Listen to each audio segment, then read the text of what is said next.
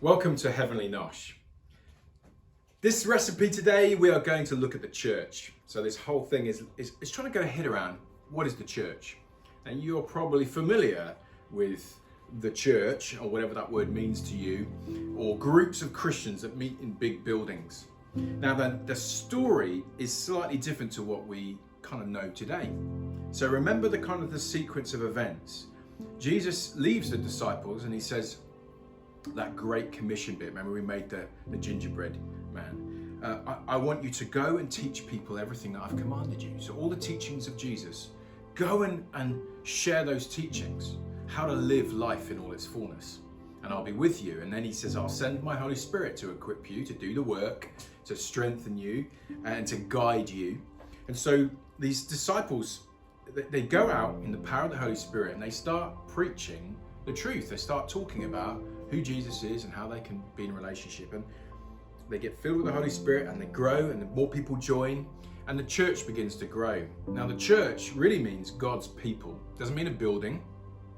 It's wherever God's people are gathered, worshiping Him, loving Him, and doing life together, being community, sharing with one another, worshiping and loving God, being generous, loving the poor, talking about what God's like. That's church. And church can meet in buildings, in big kind of cathedrals. It can meet in schools that have been rented on a Sunday morning, or it can meet in a pub. They can meet out in a forest. They can meet in people's homes. It really isn't about the building. It's about where a group of people gather in relationship, where they're learning to love one another and love God and love the world. That's church. Now I thought it would be really cool to make a pizza. Now bear with me, we're going to make a pizza shaped church. Maybe this could be a book. That sounds like quite a nice title of a book.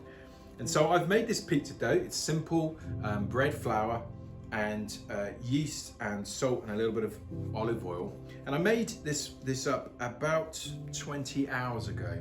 So the big thing with pizza is that you want to have a bit of a slow ferment, so at least an overnight thing. It benefits from that. You don't have to, but it does tend to make it much more kind of flexible the longer it's kind of played around. I'm not going to throw this up in the air. Maybe you were hoping that I was going to, not for camera. So basically that's it. All right, I might have a little bit of that flour on here. I would encourage you to make pizza at home.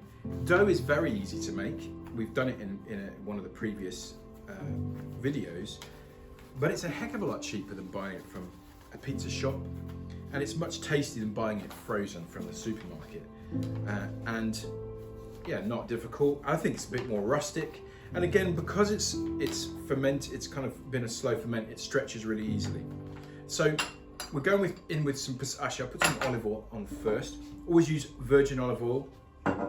Again, it acts like a kind of a condiment as well, so it helps flavour the pizza. And I'm adding passata. Okay, now this is like tinned tomatoes that have been sieved, so there's no bits. They're not really cooked. They're maybe just slightly cooked, but they've been sieved, so you've got no chunky bits. It's a brilliant product to work with because it cooks really, really quickly, but it's perfect for pizza. I'm going to just sprinkle it with a little bit of salt, and I'm going to hit it with some pepper. You can make, if you're making lots of pizzas, you can just kind of add the salt and pepper to the passata and just, pre-seasoned. But when I'm making them like this, I just quite like to make my own. So this is marjoram, so a bit like oregano. Now this is where it starts to get different. So I was thinking, why pizza? Well, pizza, obviously invented in Italy and in Naples, I think.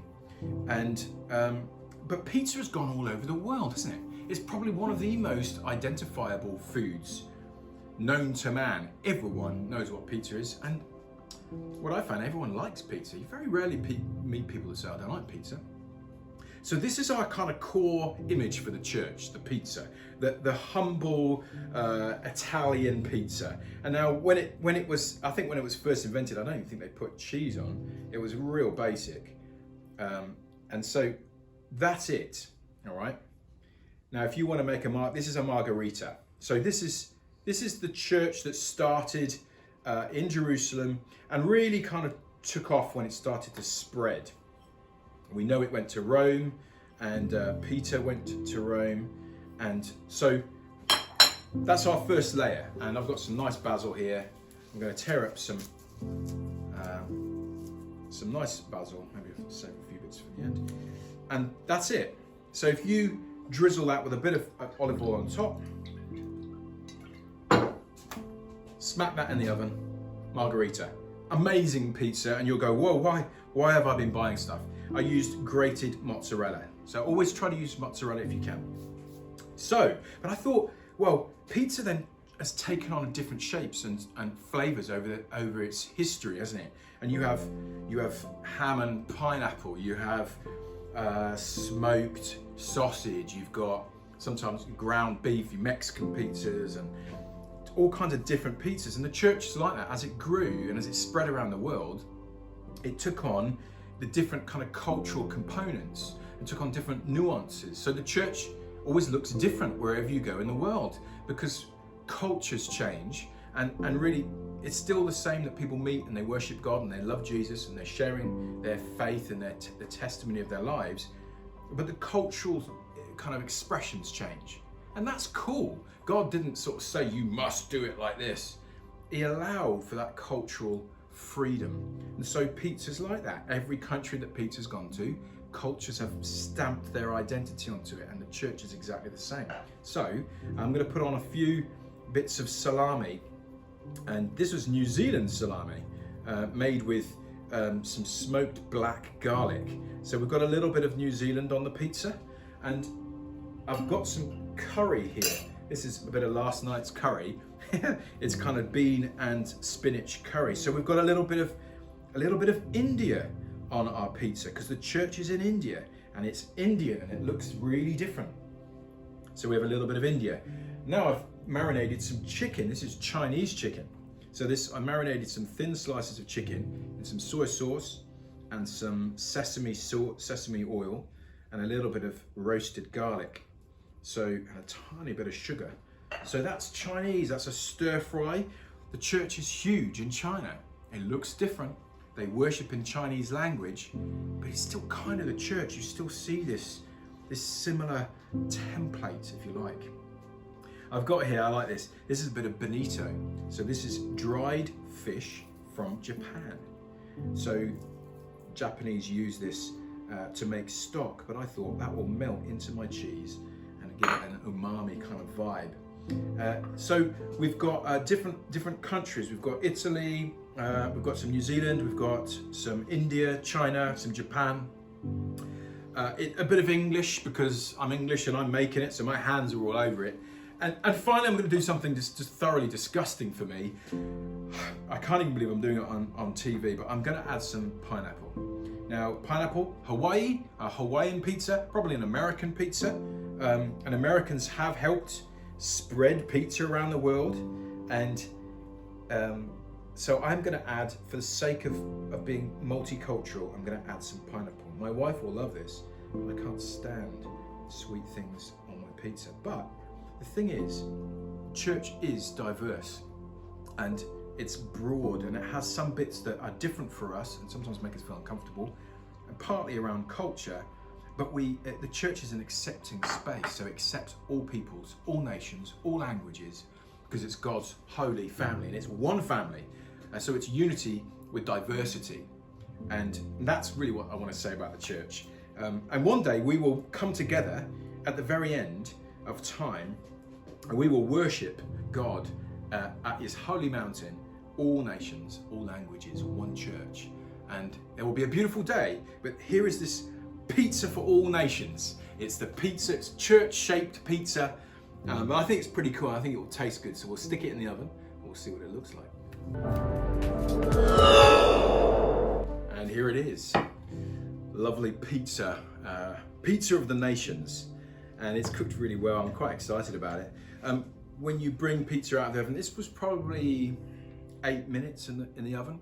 When you're cooking pizza in the oven, turn it onto its highest power and heat it up for maybe 20 minutes. so that the oven is absolutely roaring, and then put it in on full power. I've got some Spanish olive oil. It's always nice to just kind of glisten it. A few more little bits of basil. Again, it's always about garnish and looking really pretty. And I've got some Mexican chili sauce. Where would we be without Mexican chili sauce?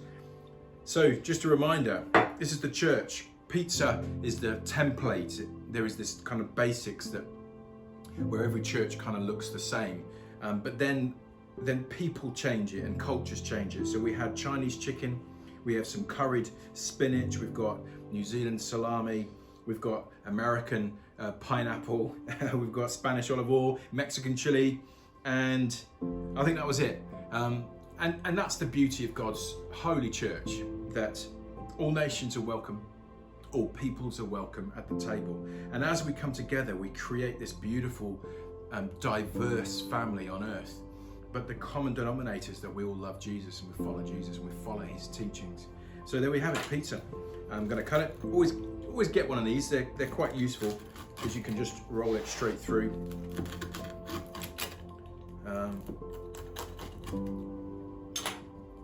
And there we go. So I'm quite excited. It's got a good crumb on it.